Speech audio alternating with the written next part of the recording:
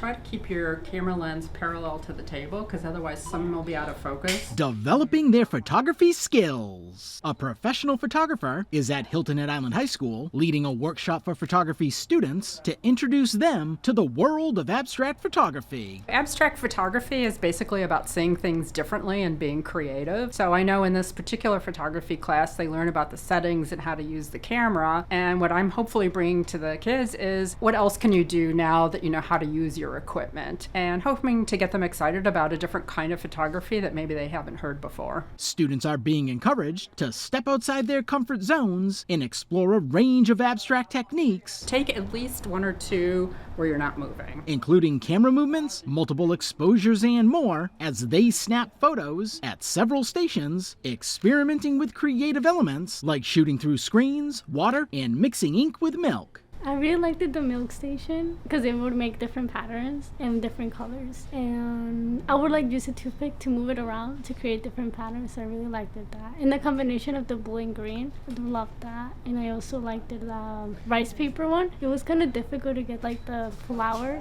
to show up, but we would add water. So I really enjoyed that one. I really liked using the rice paper and then the flowers in front of or behind it. It was really cool to see the colors of the flower come through the rice paper, and then with the colored rice paper, the orange one, the flower in front of it, and seeing the contrast between the two colors. I really liked it. The artist is really enjoying working with the students and is asking them to create 2 abstract photos using the different techniques. The really cool thing about abstract is there's no rules. When you click, you need to be focused all the way. You can just try things. And what I tell the students is just try things, experiment. This kind of photography generally has a very low keep rate. So you take maybe 100 pictures and you might get 1 or 2 good ones. The students are excited to be focusing in on this unique style of photography. I think it was just really cool to see different types of photography and different types of art and stuff, because we haven't done a lot of work with abstract photography in the past. So there's different types of photography styles that different people enjoy. So it's good to